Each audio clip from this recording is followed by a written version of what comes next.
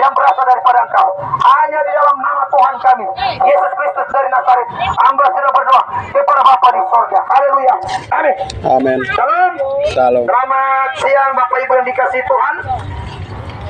Saya percaya bahwa firman Tuhan berkata bahwa di mana ada kebenaran di situ akan tumbuh damai sejahtera. Amin. Dan akibat dari kebenaran adalah ketentraman dan ketenangan selama-lamanya di mana saja saudara dan saya berada, seturut dengan kehendak Tuhan. Firman Tuhan berkata di dalam Mazmur 91 ayat yang ke-14, dia berbunyi begini. Sungguh hatinya melekat kepadaku, maka aku akan meluputkannya. Aku akan membentengi dia, oleh sebab dia mengenal namaku. Amin. Firman Tuhan berkata, sungguh hatinya melekat kepadaku.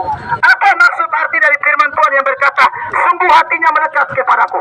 Artinya saudara dan saya tidak boleh meninggalkan diri kita, meninggalkan Tuhan dalam hidup saudara dan saya. Karena apa?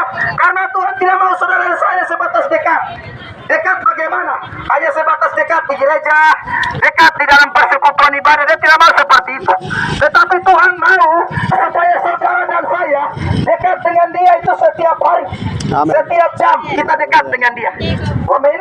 Oleh sebab itu Bapak Mama yang dikasih Tuhan, ketika firman Tuhan berkata kepada saudara dan saya, melekat kepada dia, artinya jangan pernah kita meninggalkan Tuhan dalam hidup kita. Jangan pernah oleh karena kekhawatiran dalam hidup ini membuat kita jauh daripadanya. Amin. Saudara terangkat tangan begini. Bapak Ibu coba perhatikan ini ya. Ini yang dibilang dengan dekat. Tarik tangan. Tarik tangan. Nah, tarik.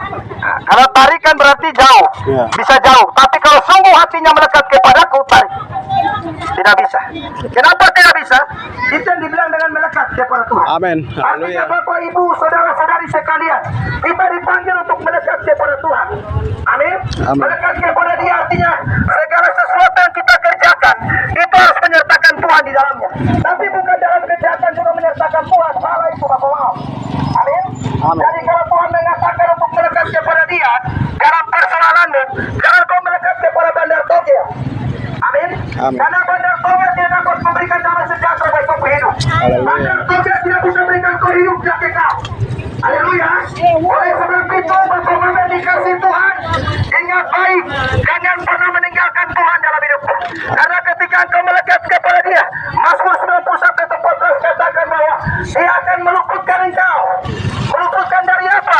Meluputkan engkau dari segala kekhawatiran hidupmu. Amin. Meluputkan engkau dari segala persoalan yang terjadi dalam hidup saudara dan saya. Amin. Meluputkan engkau dari kecelakaan. Meluputkan engkau dari intimidasi sejahat. Sehingga engkau dapat mengerti dan memahami rencana Tuhan dalam hidup saudara dan saya.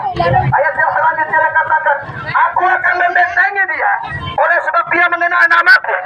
Bapak Mama yang dikasih Tuhan, Bapak Mama kenal Tuhan yang Bapak Mama sembah dalam perjanjian lama kan? Amin. Halo.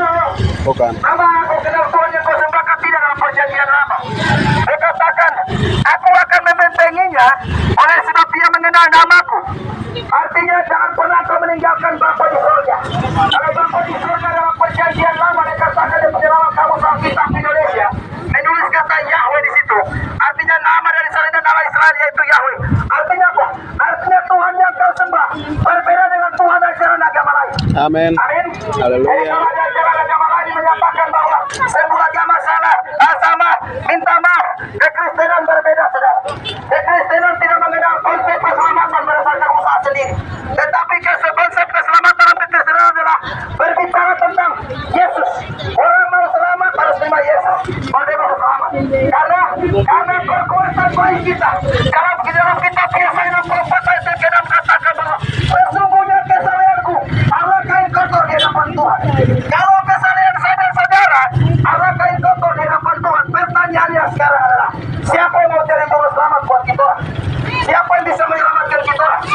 Oleh sebab itu Bapak Ibu yang dikasih Tuhan, jangan pernah kau meninggalkan imanmu. Amin. Jangan pernah kau meninggalkan Yesus Kristus dari Nazaret yang telah menyelamatkan engkau, yang telah melepaskan engkau dari kutuk dosa kepada kebenaran yang sejati, menebus engkau dari kutuk kematian kekal kepada hidup yang kekal, yang telah berjanji untuk menyertai engkau di sepanjang musim kehidupan saudara dan saya. Oleh sebab itu Bapak Ibu yang dikasih Tuhan kita Yesus Kristus, di dalam firman yang mengatakan di ayat yang selanjutnya, janji yang ketiga, dia katakan begini, bila ia berseru kepadaku, aku Dan aku akan menjawabnya. Orang kalau mendekat kepada Tuhan, dia akan tahu rencana Tuhan dalamnya. Amin. Kenapa saya katakan dia tahu?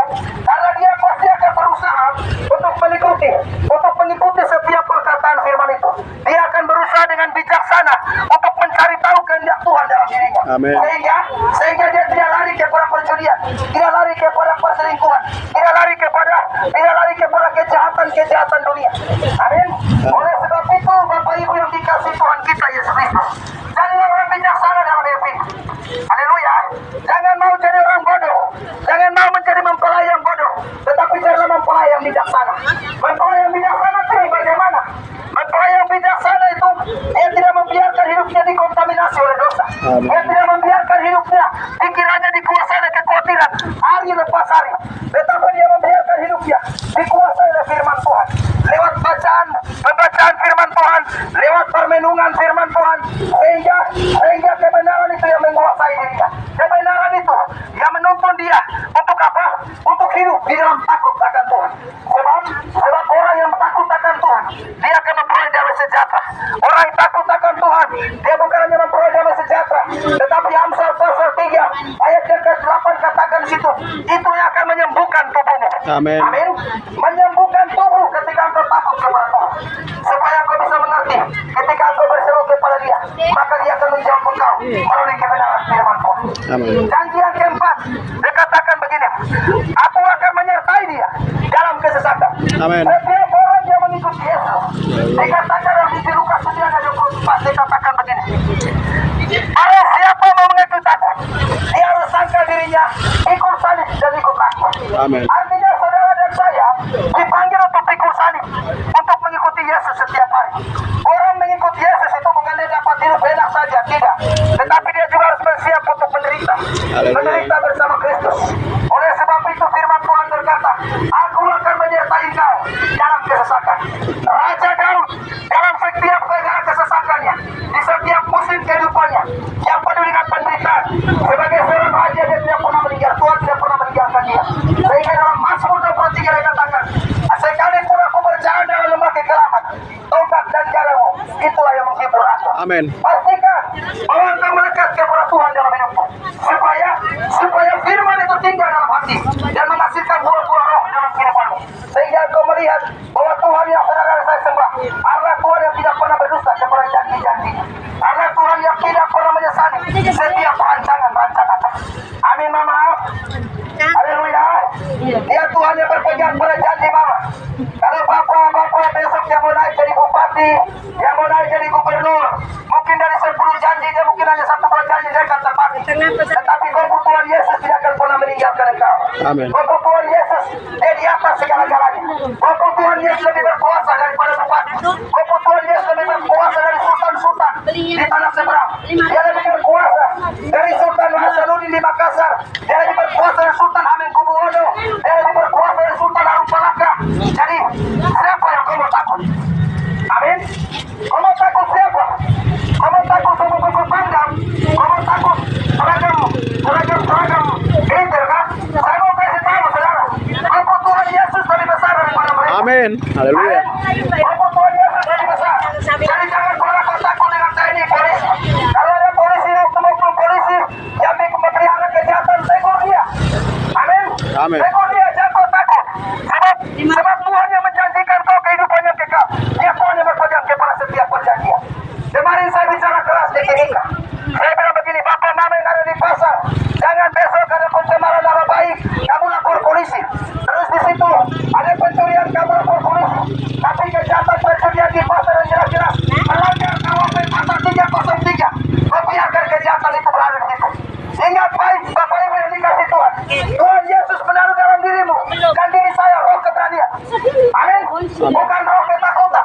Tetapi yang anehnya kita orang ini biarkan kita hidup dalam ketakutan. Amin. Oleh sebab itu pegang baik-baik janji Tuhan yang kelima tadi. Haleluya. Aku menyertai engkau dalam kesesakan. Amin. Janji yang haleluya. Janji yang berkatakan begini. Aku akan merupakan engkau dan memuliakan engkau. Saya mau tanya Bapak Mama dari tempat ini. Antara Presiden Soekarno meletak dasar pendirinya negara Republik Indonesia dan Veteran Gessler yang bawa Injil ke tanah Papua. Di antara kedua ini mana